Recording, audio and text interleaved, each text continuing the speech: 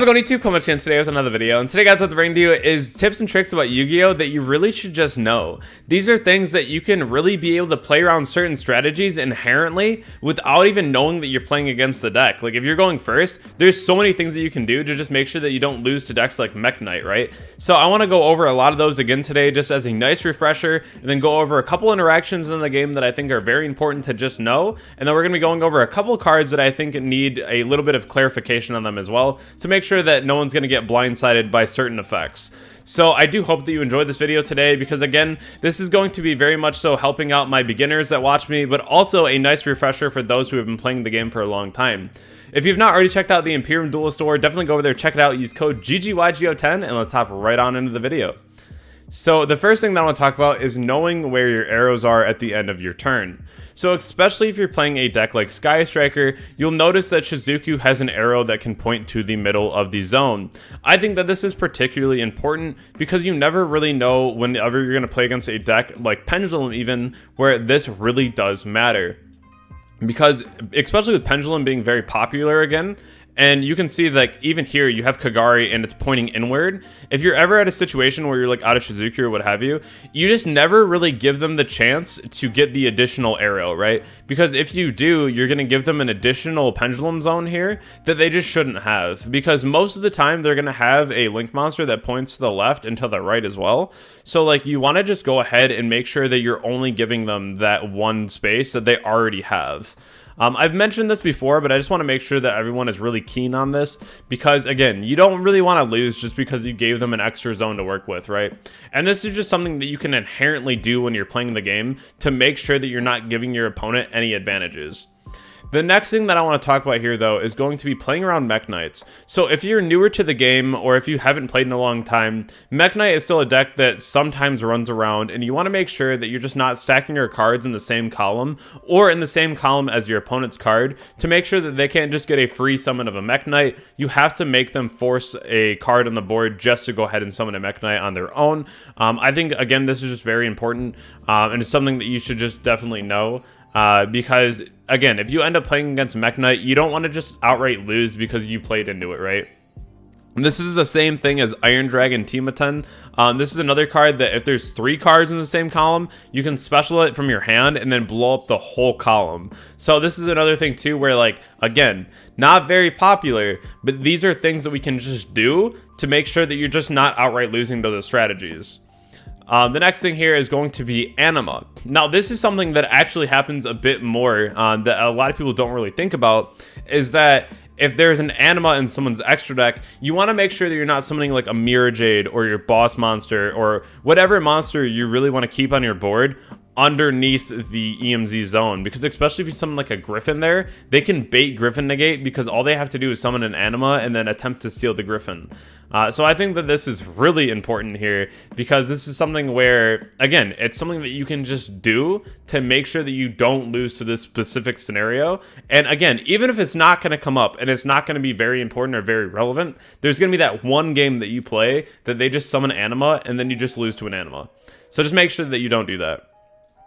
So, the other thing too that I want to talk about is really try to play around imperm. This is something that I see a lot of people lose to. You really have to keep track of where imperm's at and where the column is that it activated in, but there are really easy ways to go ahead and try to play around this. In my way that I always just inherently do, every single game that I play and every single duel that I'm in, you'll see me do this if you watch me duel in person or if you watch me duel online. I simply just activate my cards in the outer zones all the time.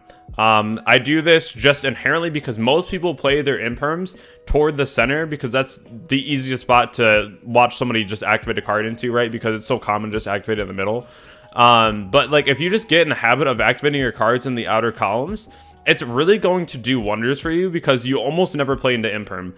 Obviously, you have to pay attention if they start throwing imperm in the outer columns, but like for the most part, if you start activating in your outer columns, it's just never going to happen to you. So just try to make this a really good practice for yourself. Just go ahead and just always avoid the middle, because if you do, a lot of times, if you're not really thinking, or if you're in a really like intense game state, there's times where you will just activate a card in the imperm column, right?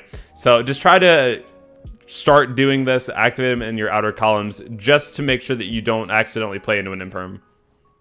So the next thing too that I want to talk about is that the draw phase is really important, and I feel like this is something that gets talked about way less. But the draw phase alone, it's really something that can shut off a lot of hand traps from your opponent.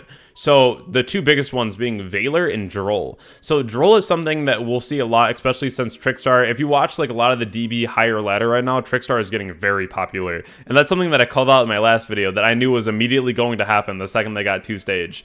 So Droll is going to be in the format. Veiler is something that is in the format kind of here and there, and it's still pretty good. But again, if you go like branded opening in the draw phase, you can dodge Veiler the same way. If you circle in the draw phase, you can dodge on the Droll. So it's just very important to make sure that you're doing this and making sure that you're paying attention to which phase that you're in, because it really does matter.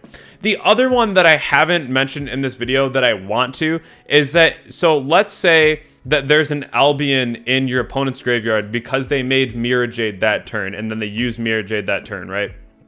You go to end phase. You are turn player. If you have Crow in your hand and you go to end phase, or if you have Shark Cannon that you add off Shizuku, your opponent's Albion just has to resolve at some point in the end phase. They don't get to choose when it goes off. So it's only when you pass priority. So if you go Shizuku, search Shark Cannon, and then Shark Cannon target Albion to banish it, they don't have a window to activate Albion. If they're turn player, they can use it when they want. But since you're turn player, you have to give them the prio to be able to use that Albion. So that's just very important to know as well, because that was the same thing even when DPE was really popular, right?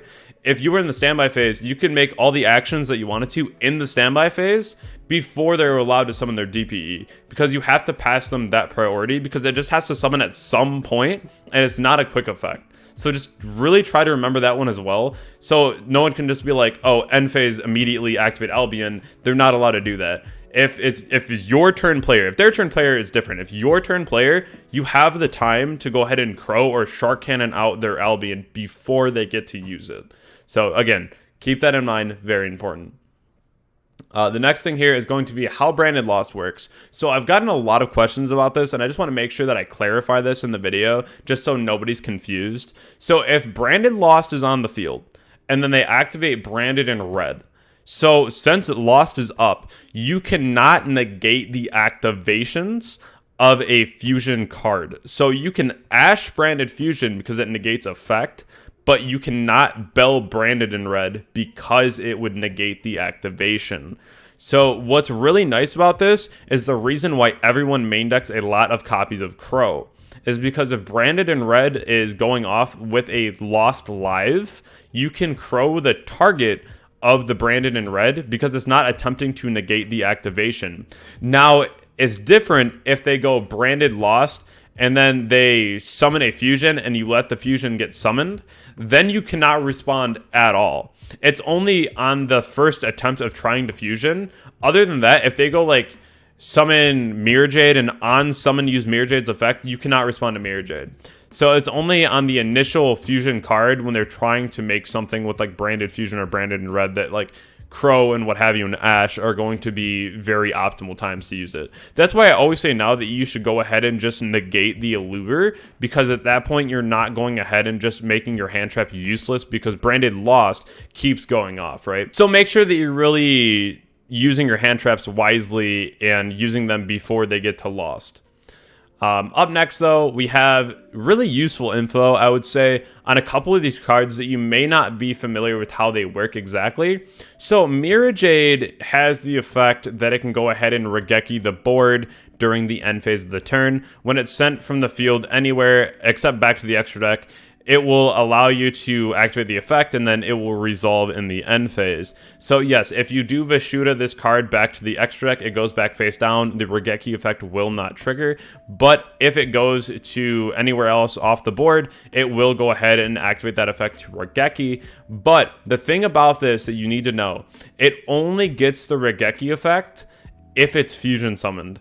So if they use Mirror Jade turn 1 to banish like a Luber, and then they set Branded in red and immediately go like Branded in red, target Adlib, and then bring back Mirror Jade, if you clear their Mirror Jade, it will not be able to Regeki because it was not fusion summoned. It was summoned from the graveyard or from the banish pile, right? So something that you really got to know. Moving on from this one though, Dragostapelia. I've been getting a lot of questions about this one too. So 2 things that you really have to know about Dragostapelia. 1, if it negates a monster, that monster becomes a level 1. That's very important, because if you're playing against like Sword Soul and they summon like the level 6 and then you Predaplant negate it, it becomes a level 1, and when it has that token on the board, there's not a whole lot that they can do with that. And so also, if you negate with Predaplant, if they remove the Predaplant from the board, the monster that the Predaplant was negating is no longer negated, because it's only when Dragostapelia is up on the board. So if they like go Dragostapelia, negate Mirror Jade, and you don't chain it, and then you clear the Dragostapelia, you then can use Mirror Jade effect. So that's something that I feel like is also overlooked a lot, and I just wanted to mention that so that there was no confusion. Now, for the next thing is that, again, if you haven't heard this ruling before, especially with the extra Ben 10, I want to make sure that everyone is very keen on this ruling as well. So if there's ever a situation where a monster is pitched for cost, so if they go like Droplet Send Nerval, if they go Alpha Pitch Ben 10, and then you go ahead and you Crow the Nerval or the Ben 10, at resolution, it's no longer in the location at which it were to activate, and so it won't be able to use its effect. So that's very important. So like, if it's used for cost, and then you Crow the monster that was sent for cost, the monster that was sent for cost will not get its effect. Very, very important, because it's not in the same location.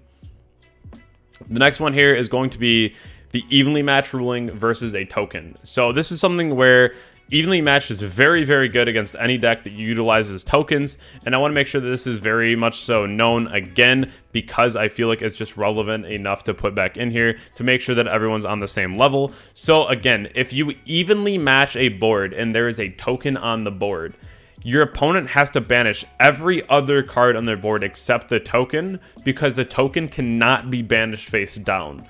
So I think that this is just, again, one of those really important rulings that you just got to know. I've seen some people mess it up, so I just want to make sure that, again, everyone's on the same playing field with this one, and that you just know that evenly is a very good card right now, because it seems like there's a lot of tokens just kind of walking around the game at the moment.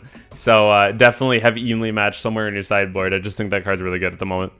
But I hope that you enjoyed this video today. I hope that it was informative, because again, there's a lot of people with different skills that watch my videos, and I just want to make sure that everyone gets their own video at some point, you know, because there's a lot of beginner information that I want to be able to put out there, as well as a lot of intermediate and even like what you'd call like expert level information, right? So I just want to make sure that there's a nice balance between that. And, you know, I appreciate each and every one of you. We just hit 12,000 subscribers. I'm excited to keep on going and keep hitting those bigger numbers, and just keep growing the community, because all that means to me is that I get to teach more people and really be able to show more people how to play Yu-Gi-Oh at a better level. And that's the only thing I've ever wanted from this game. You know, I'm growing every day in this game, and I really do love seeing all the people that, you know, message me like, hey, you know, I did well in this tournament thanks to the videos. That really does mean the world to me. So thank you all so much for that. And if you want to join my community, Discord, Twitch, Twitter, go ahead and do that. I'll be live tonight on Twitch at 7 p.m. EST. And then also, if you want a Metafy session, definitely go in the link in the description below and check it out. And I'll check you all in the next video. Thank you.